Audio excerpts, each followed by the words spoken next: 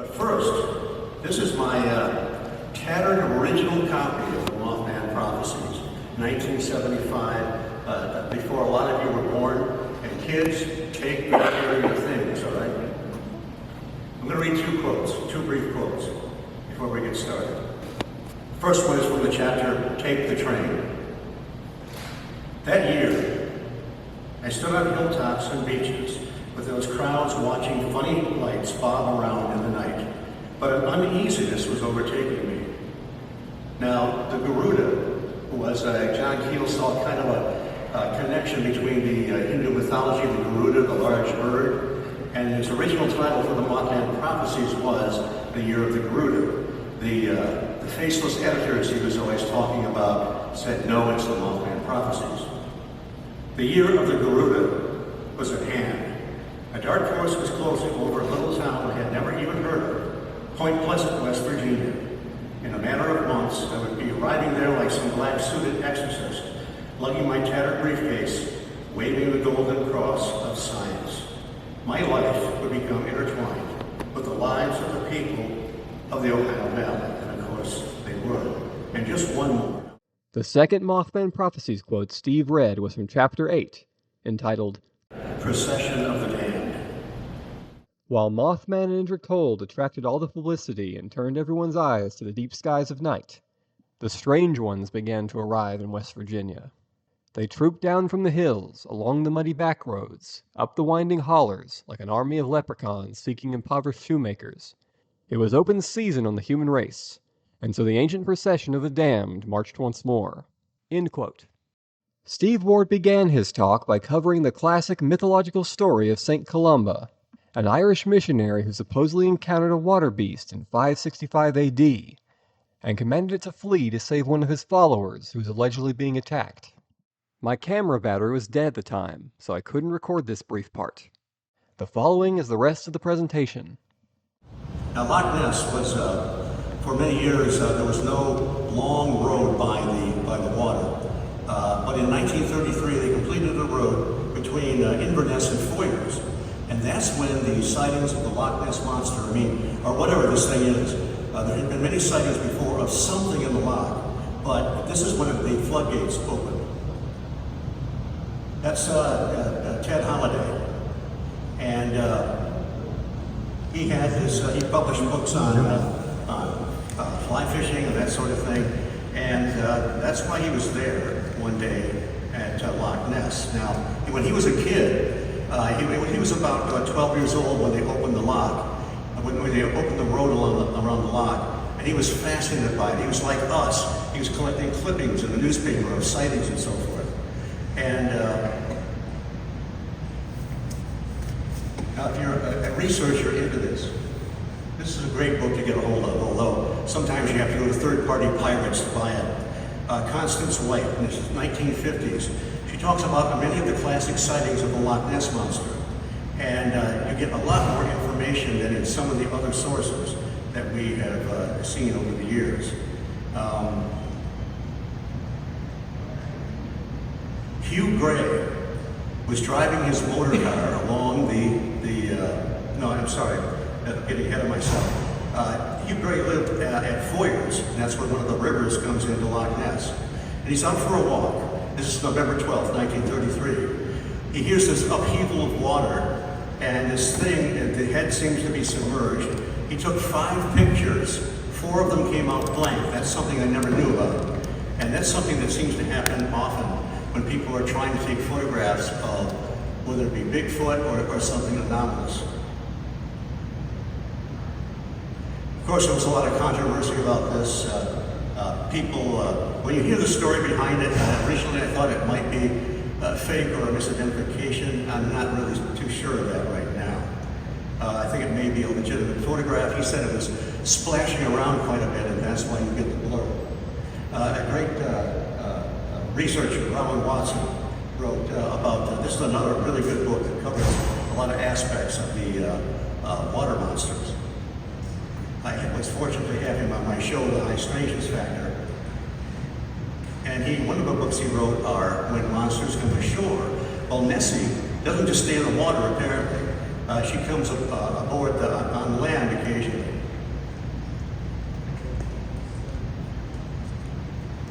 This is a man named a Spicer, and he and his wife, he was part of a high-scale tailoring company in London. And they're returning after a vacation, and they're driving along the road, and this thing suddenly comes out of the woods, bouncing around. It doesn't really have legs. It's almost like a giant worm, and it just totally, completely freaks them out. And they were glad that he came forward because there was a bus driver that saw the same thing. It had an undulating neck.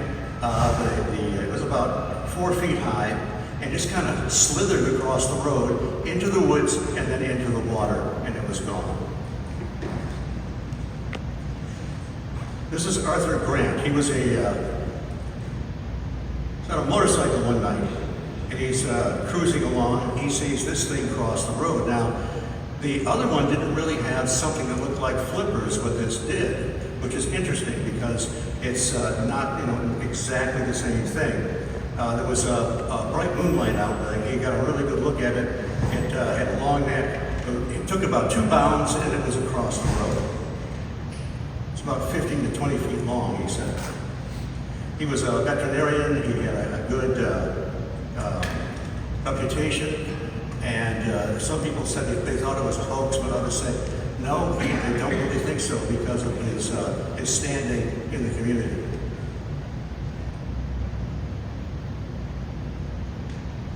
Now again, Holliday was fascinated as a kid about Loch Ness, and he actually sent a letter to Spicer in 1939, who was also in the RAF, asking for details about his sighting, which he obliged. Now, August 22nd, 1962, he finally made it to Loch Ness. He was a Welshman, and he was a seasoned sportsman. He was very used to being camping outside and so forth. But he said something very curious. He said, after sunset, the Loch Ness is not a place in which to linger. After dark, he thought Loch Ness was better left alone. He had some really underlying negative feelings about the area. Now, the following night, he's there camping again, completely calm water, and all of a sudden, these waves start rolling in. And there's not supposed to be any boats out there. He thought perhaps it was a Loch Ness monster moving across the water.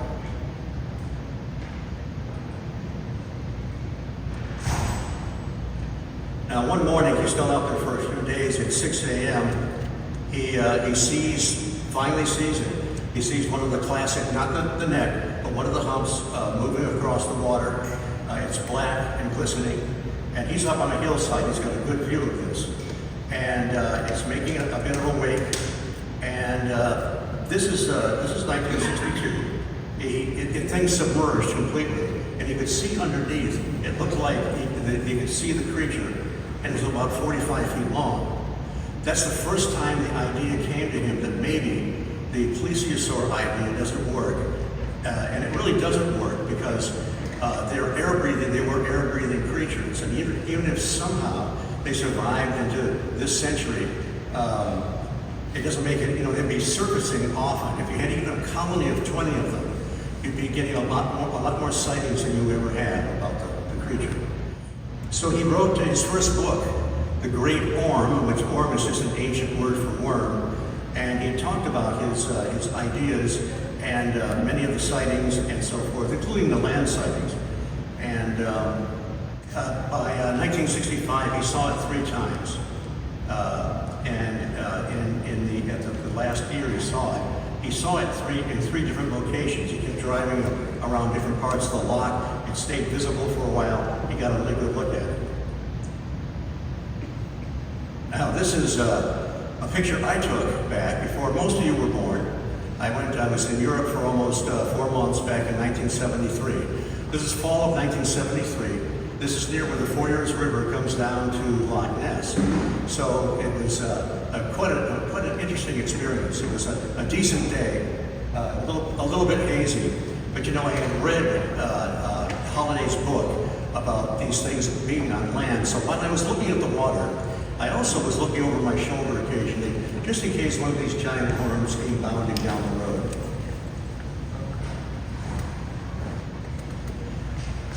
He further believed that Nessie was some kind of an oversized mollusk, and his candidate was something called a Telemonstrum gregarium. Unfortunately, it had been extinct for millions of years. The biggest fossil we had of them were about maybe 3 feet. There's some discrepancy on that. Some said that you could only find them in Pennsylvania. Another source said you could find them in the British Isles. But that the idea was that he thought Nessie was some kind of an unknown or unexplained creature that was much more like a mollusk than any kind of a surviving dinosaur.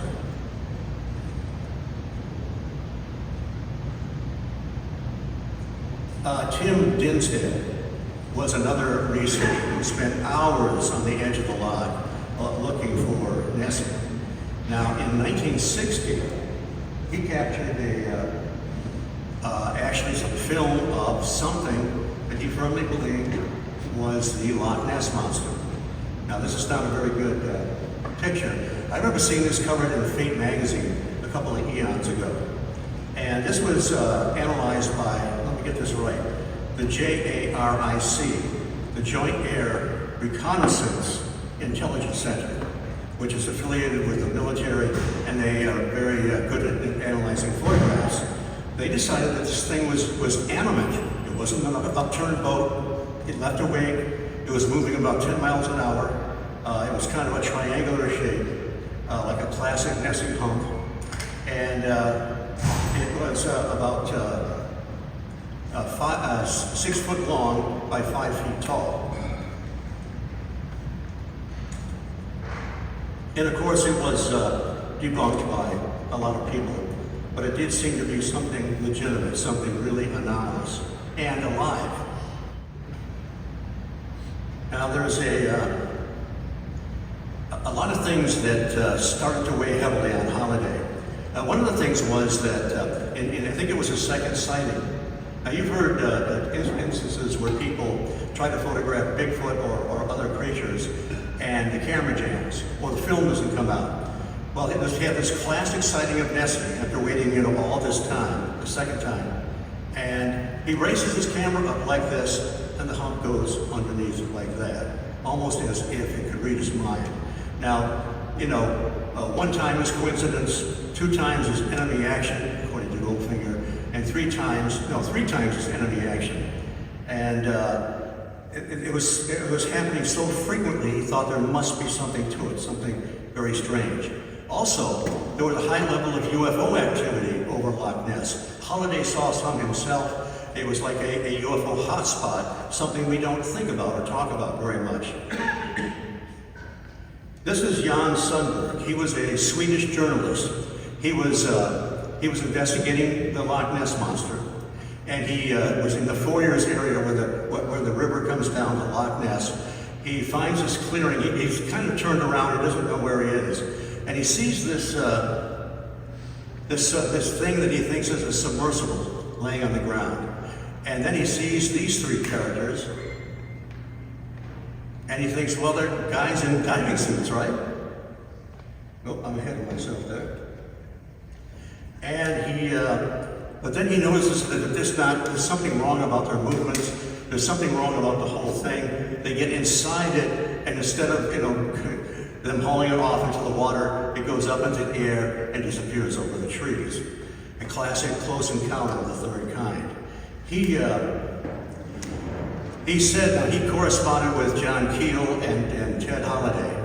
He claims that once he got back to Sweden, he was plagued by a man in black. We don't have much details on that. And also found strange footprints in his garden. Now that doesn't sound good. I don't have a garden, but I wouldn't want strange footprints back there. But Roland Watson, there were some people that said that no, this is that clearing he talked about, that it doesn't fit. But Roland Watson investigated that area and said it is possible that, because of all the growth and everything, that he wasn't lying about that. Now, who knows if this event really happened, but the idea of trying to say that clearing idea didn't work isn't viable.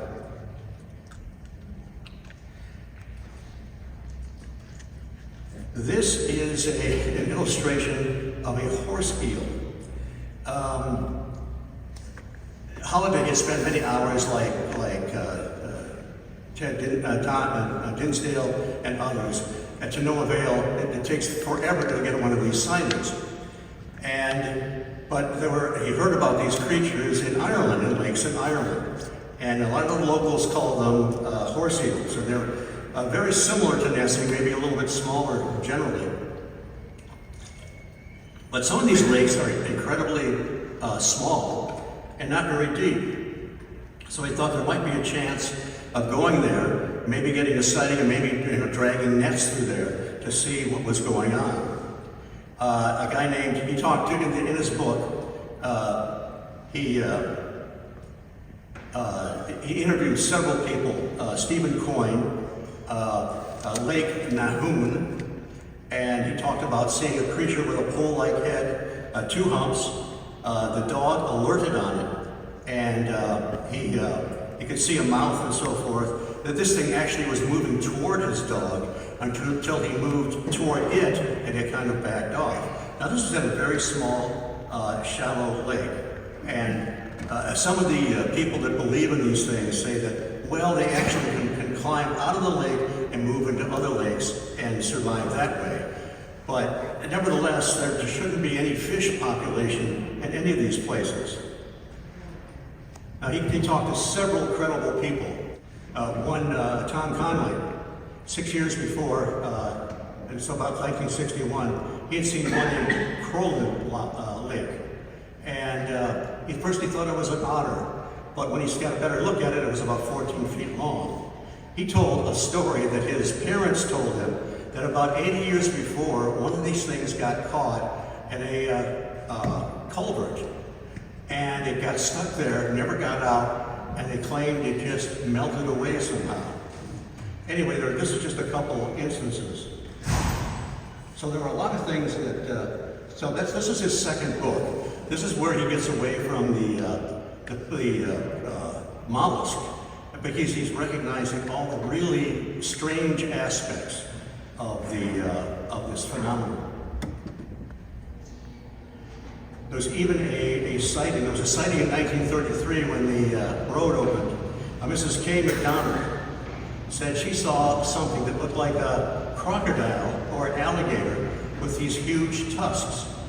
So I don't know. It was misidentification. Was a little bit of Scottish rum or something. I don't know. Duncan MacDonald. Now, this goes all the way back to 1880.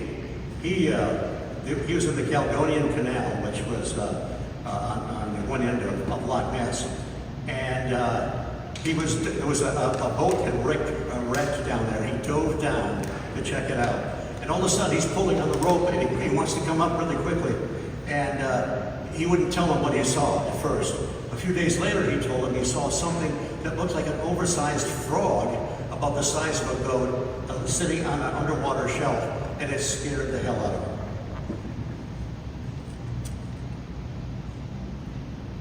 Now, Holliday went into some speculation. With so many UFO sightings, and he was interested in some of the old carvings of the old days, of hundreds of years before. He thought that perhaps that the ancients were seeing UFOs as well, the saucer-shaped and the cigar-shaped. He hypothesized, and this is going way out on a limb, that some of the burial mounds, the barrow mounds, were fashioned after things they were seeing in the sky. There are round ones, and there's elongated ones. And again, that's really going kind of out on the limb. Here's some of the ancient carvings from the old days. And then here's a photograph that I originally thought might be fake, but the guy's veracity is covered. And you look at the similarity there, wondering if they've always seen these things and recorded them in stone. This was Lackland Stewart in 1951 that caught this one.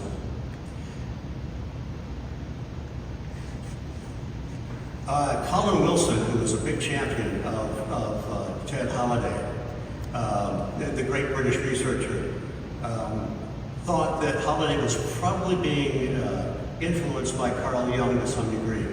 Jung, the eminent psychologist, psychiatrist, he wrote a very controversial book on flying saucers, where he thought people were not crazy, but they were seeing projections of the Mandela, something.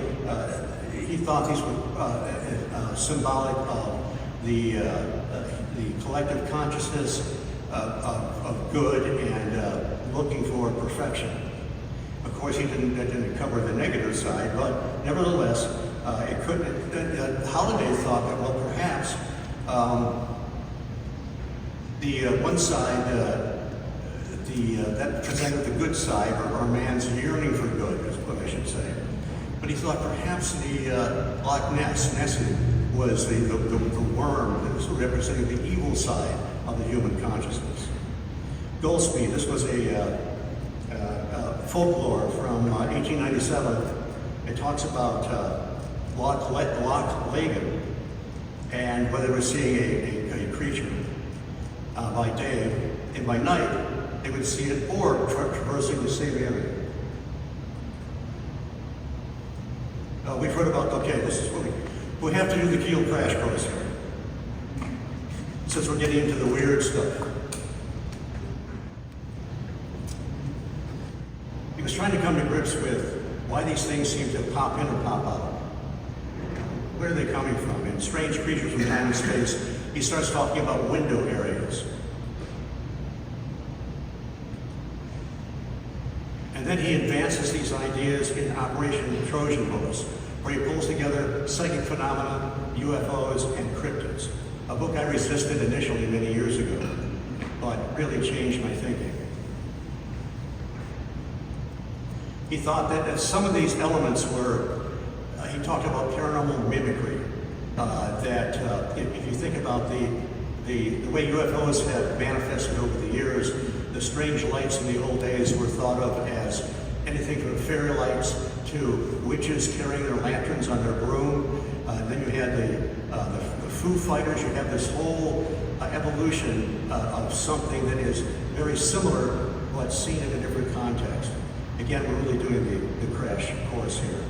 But he thought that some of these things were temporal, were manifestations of perhaps some kind of intelligence or force, but interacting with human consciousness.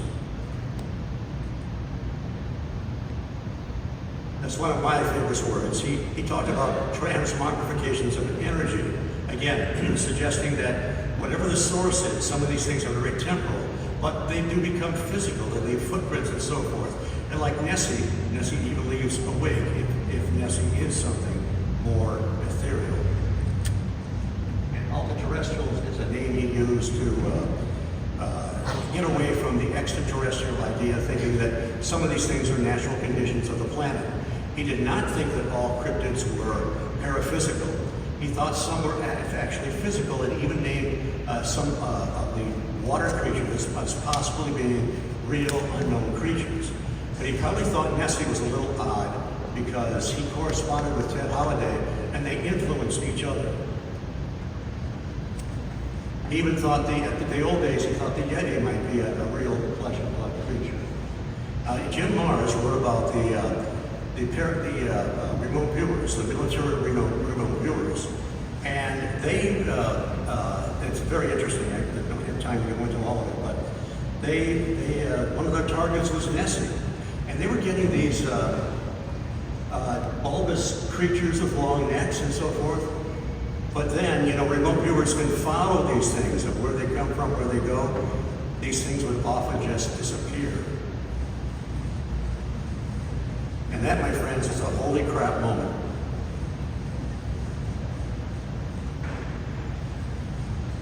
Enter Dr. Donald Coleman. He's an Anglican priest from Perth, Scotland, an exorcist, and a minister at Christ Church, Oxford. In his book, he talks about all kinds of exorcism and so forth, but in there he mentions that he thought Nessie might be some kind of like a ghost of the past and not be physical. Ted Holiday read that and thought, well, I'm getting on the same pathway, so they got together. He thought these things were coming from the Phantom Menagerie. That was his term for it. And this guy was no slouch, man. He exercised the Bermuda Triangle. He was, in 1967, Oman was walking along Loch Ness. He saw two of these humps rise. And he thought, well, okay, there's another Loch Ness type creature in another Scottish loch. And they submerged. He told us to a friend, a sea captain named Jan Anderson. And he was a captain, a ship's captain in Norway. He said, come with me to Norway, and I'll take you to the Fjord of Trolls, and I'll show you where we actually see these creatures sometimes. So they went to the Fjord of Trolls, and they're coming back in toward the open part, and sure enough, two of these, there's bubbling, two of these humps come up, and they're coming right toward the boat. And Holiday is freaking out, not Holiday, Oman is freaking out, and Anderson says, don't worry, they never strike the boat. And they didn't. They veered off and then submerged. Now, very strange, this theme of, continuing theme of evil, some underlying evil, all the way from the Kelpie forward, and Holiday's negative feelings on the loch. Anderson said, without an explanation, that these things will not attack you physically, but they somehow taint you negatively. Oman attended a 1972 psychiatric conference in Sweden, and an unnamed psychiatrist was talking about one of the monsters that lives in a Swedish lake. He said the same thing, that they don't attack you physically, but they produce some kind of a negative influence that produces domestic tragedies and moral degradation. And supposedly, he checked this pattern out by interviewing people that had seen these things in Sweden and Scotland and Ireland, and said, yes, there's some kind of a negative influence there. I have no idea if that's true, but there's this continuing idea that it's legitimate. So, they decide there's going to be an exorcism of Nessie. And Holiday is kind of an agnostic, but he goes along for the ride, and they go to the four corners of the Loch Ness and do the exorcism, and then they go in the center of Loch Ness and in the center of the lake in a boat. Now, Ullman said that, and this might be very convenient, I don't know, he said, Nessie's not going to disappear, but the negative aspects to it, the negative aura or whatever, will disappear, but you'll still see the little, the happy, wearing the Scottish tam suitable for postcards floating around. This is Winifred Carey. She and her husband, they lived right on Loch Ness. They're the ones that loaned the boat for them to go out and do this exorcism. The BBC even showed up and they had to reenact some of this. And so she's a psychic. She had seen Nessie, she said, several times, including UFOs. And so when they get back, they're both exhausted. And Holiday is sitting in the front room of Carrie's house. And all of a sudden, again, he's like totally drained. Here's a guy that doesn't really believe in all this. And all of a sudden, there's this loud crashing and thumping. And there's even some kind of a tornado or something about 8 feet tall outside the house. Winifred Carey saw a thin beam of light come through the window, strike Holiday on the forehead where the holy water was placed. Basil Carey had his back to them, didn't hear anything, didn't see anything, and he was mixing a drink, so we have no record of how many drinks he had, which might explain why he didn't experience anything.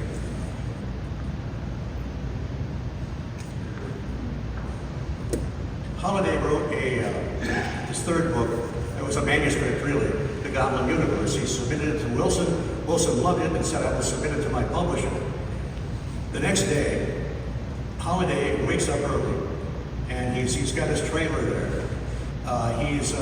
He he's standing near the lot, and he's reflecting on what had happened to him the day before. And he looks over and he sees a man in black. But the man in black is more like a silhouette. It's not like it's almost like one of those cardboard cutouts you see along the road that look like Bigfoot or the Stranger or whatever.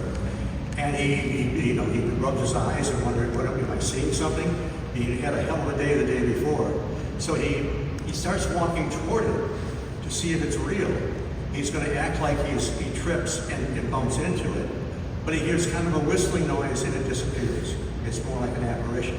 But this is after this exorcism, which leaves him very uneasy. 1 year later, he has a heart attack on that same spot, and he realizes when they're carrying him away, they're carrying him right over the spot where he saw this apparition. As I was saying, he wrote the Goblin Universe. It was supposed to be his kind of a paranormal catch-all, kind of an explanation. And then Wilson's very enthusiastic to publish it, and then he doesn't hear from him, and he asks him about it, and he said, I decided to write another book. And he thinks that maybe this is what stopped him. There was a Rhine expedition where in I think 73, where they supposedly captured a flipper of Nessie or somebody, but you find out later that they had actually retouched this with computer imagery, and there was a Charles Wyckoff that this was 1972, said he was very skeptical that this was really a flipper of Nessie.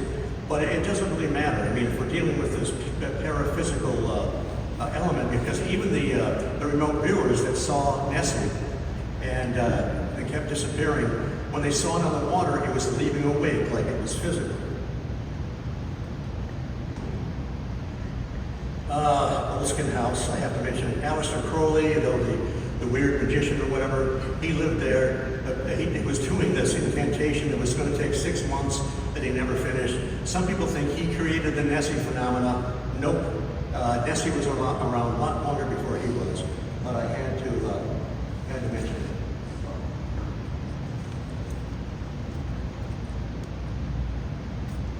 And there's Ted Holliday during the, that was the reason I had that up there, is Holliday was out on a boat one night in the area of Olskin House, and he started seeing all kinds of weird apparitions coming at him in the boat.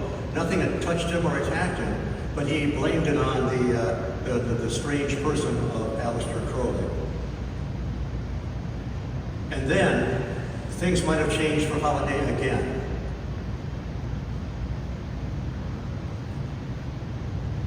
He and a gentleman named Randall Jones Pugh, that's P-U-G-H, I'm just going to call him Randall from now on, they did an investigation into Dublin, Wales in 1973. And there was just a 3-ring circus of the paranormal, all kinds of UFO sightings. And they were seeing these 7-foot tall, silver-suited beings. They would describe them sometimes as looking like they were in boiler suits, but sometimes they were translucent. They would even jump over fences. This is an image from 73 in Ohio. Supposedly a police officer captured this image of an alien, and if you look closely, it looks like a fire suit with some aluminum embellishments. So that's just there to give you an image of what these things might look like. This is Dublin, Wales. They did a lot of this centered around the Coombs family. They lived in a trailer for a while.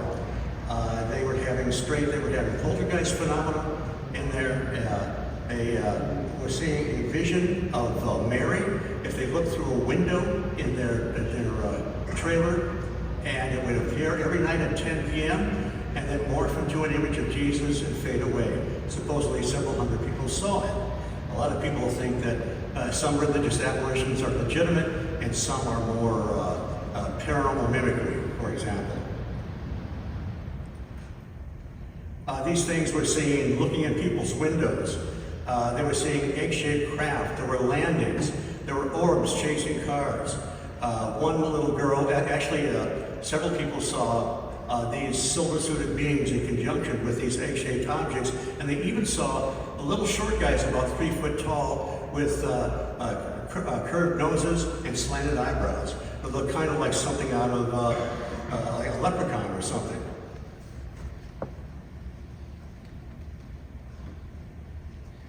They even had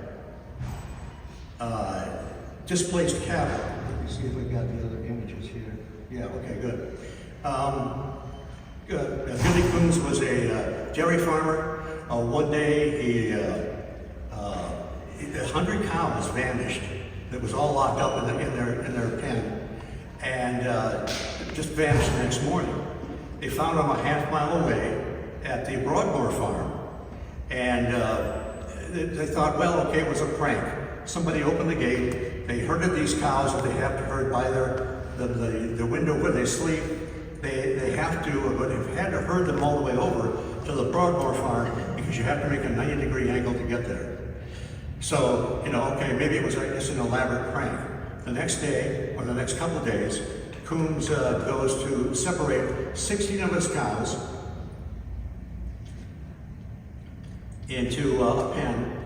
He turns around, goes inside the barn, turns on the milking machines, comes back, and they're gone. And they're at the Broadmoor farm again. We all know about the Skinwalker Ranch, just one incident. Remember the Black Angus bulls? They were high-end cattle ranchers. They were all locked up in a pen. They were, Gwen Sherman and her husband were coming back when they were repairing a fence or something. And this is in the midst of all kinds of craziness, UFO sightings, poltergeist phenomena. They were at their wits' end. And Gwen says, I pray nothing ever happens to those bulls. And of course, the moment she says that, they get back, the pen's locked up, there's no footprints, and there's no bulls. They find them a short distance away, locked in a trailer, an old trailer they hadn't used. They were in kind of a stupor. Sherman knocks on the door, they wake up, destroy the trailer, and it takes some hours to corral them again. Very strange. I mean, we've heard gruesome stuff about cattle mutilations, but we also have displaced cattle. This is Alan Godfrey I got to interview a few years ago. He was a police officer in Todmorden, England in 1980. And he was called out on a situation where people found a bunch of cows in a gated community, had no idea how they got in there. So he thought it was a joke. He goes and he interviews the woman that reported it. She said, look, I might be old, but I'm not crazy. How many times have I said that? So now Pugh and Holliday, they weren't dogmatic about this, but they discovered, like Jacques Vallée, if you've read Jacques Vallée's Passport to Magonia, he talks about the connections between elements of folklore and many modern-day UFO experiences. Well, they found that people that had close proximity with these 7-foot-tall beings would contract some kind of strange dermatological condition. Well, if you go back to fairy folklore, the fairies supposedly caused that kind of condition or something similar too. They call it elf burn or elf disease. There are just many parallels that they've noticed. And so they found this folktale in Norway where the milkmaid puts her cow in the pen and locks it up, goes away to get the milk pail, and the cow's gone. And this keeps happening. And eventually, according to the folktale, one of the little people comes to her and says, you can't put your cow there. It's spoiling our food. So Pugh and Holliday go on a speculation train that, well, maybe these things are derive their food from Earth energies, and perhaps the livestock interferes somehow. So they weren't being dogmatic. They were just trying to find answers. Now, this is a great series of books, Haunted Skies. There's several, like a set of British editions and another set that covers is more general. And they're a little pricey, but they're excellent. They talk a lot about Randall Pugh, and he's the one that teamed up with Holliday to write the book, The Devil Enigma. And he became very fearful.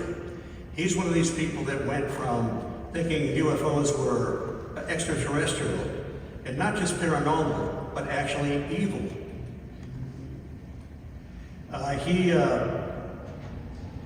There was a woman named Allison Richards who's mentioned in one of these books, not that one, but this one, and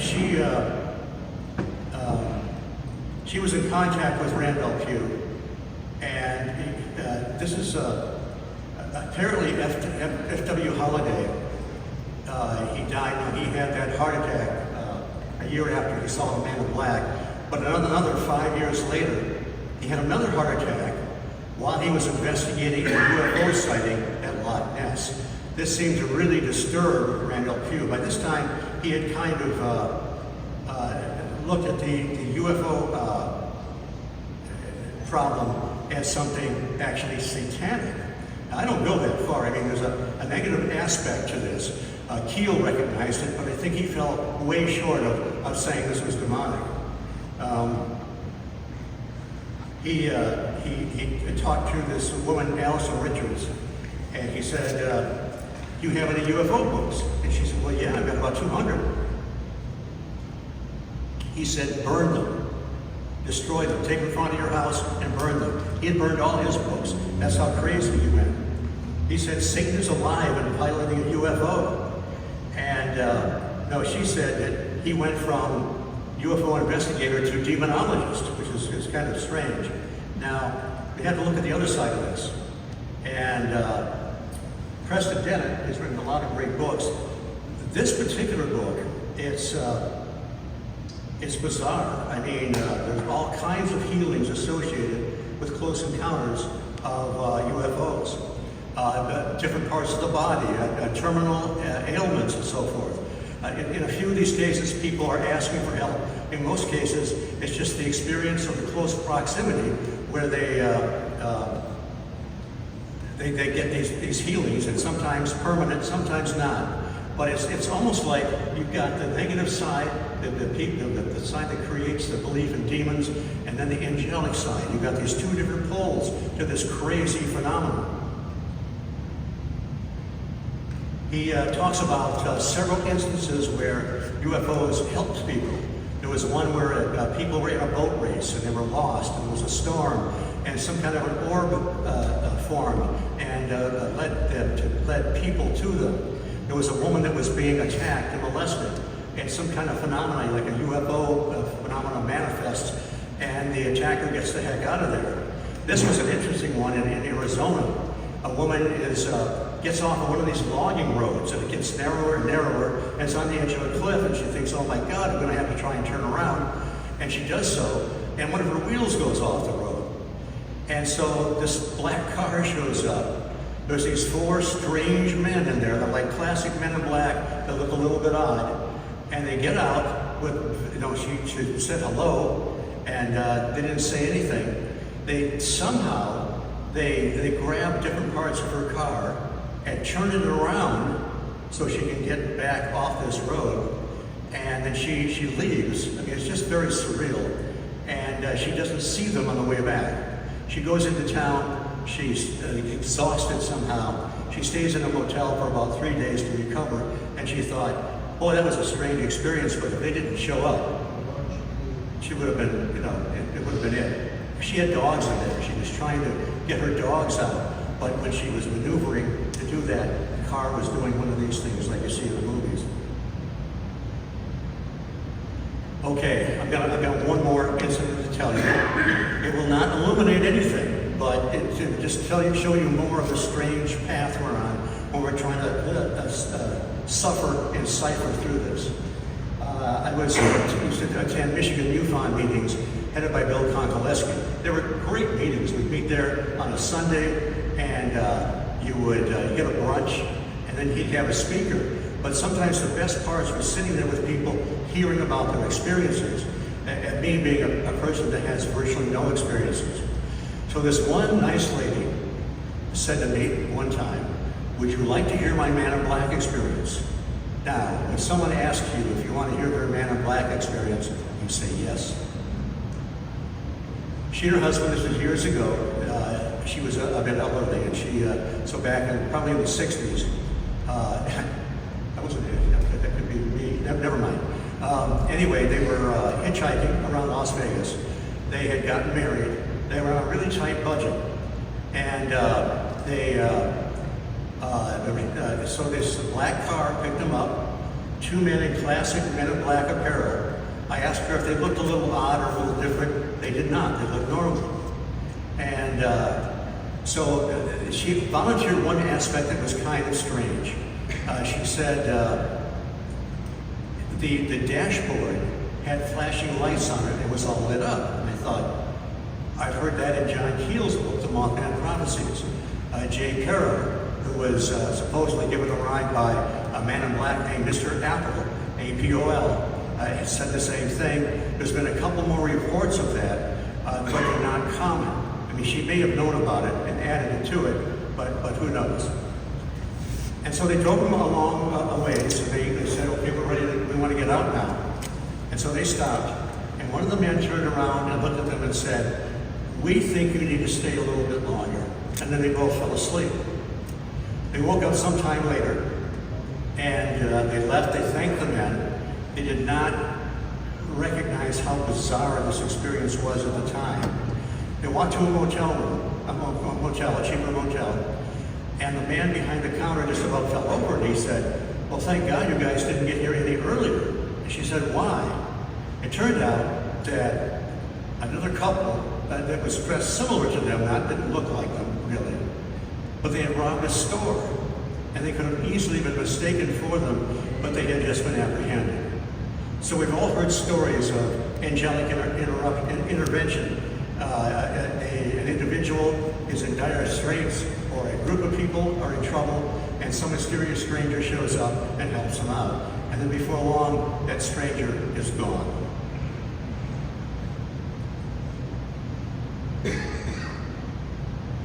Now, here's another aspect to this. I'm talking more about the paranormal side. If you read Albert Lazales's database of humanoid reports, some of them fit the Keelian mold perfectly. Others don't. There seems to be a duality to this too. So that we can't get comfortable in putting things in boxes. And that's probably pretty much my presentation there, but I got to tell you a little bit about this. I think my time is just about up. We know that you're familiar with Jeff Walmsley's books, Mothman, The Facts Behind the Legend, and Behind the Red Eyes. Well, he's had a third book percolating for a long time. And now, the gentleman on the right is Emil Gibson.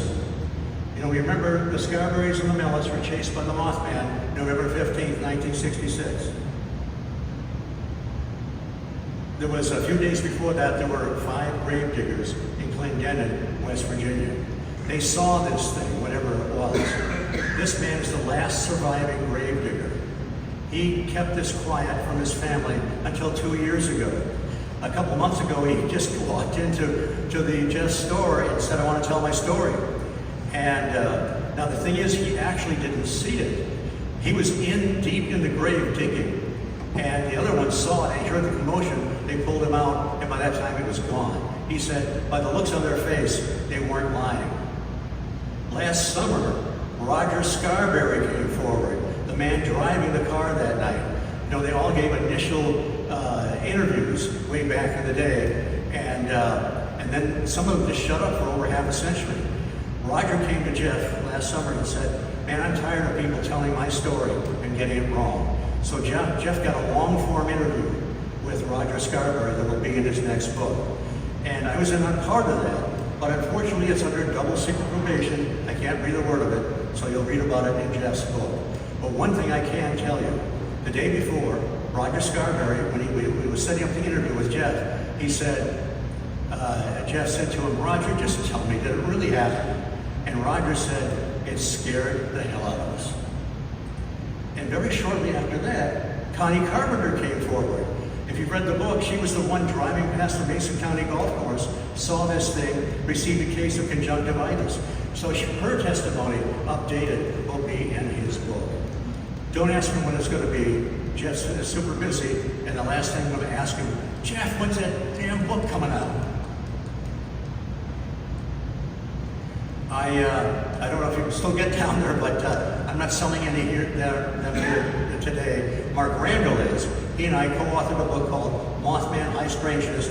He did the great graphic art. You can tell it's his because if it was mine, it would be in purple crayon. But he and I wrote the pieces for, this is the year of the Garuda, the year of the Mothman.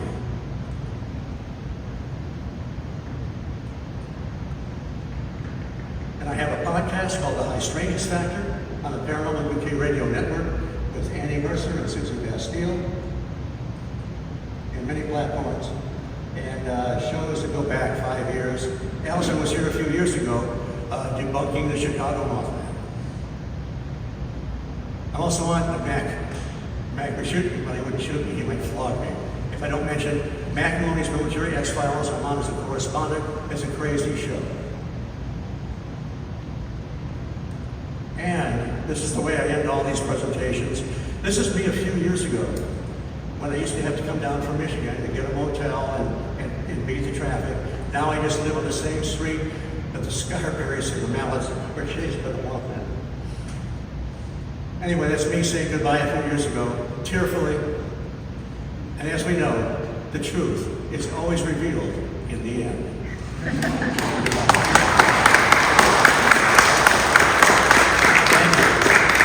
Just to close off here, I appreciate you guys being here. A lot of people are heading home, heading for the county line. Please, you know that the festival is still going on. Check out the vendors. And I have an inkling that some might have some screaming deals that, you know, when they're trying to get out of there and unload their stuff. But don't, if you say, the guy, the last lecturer said, you've got screaming deals, my name is Rolo Tomasi, okay? Thank you all for being here.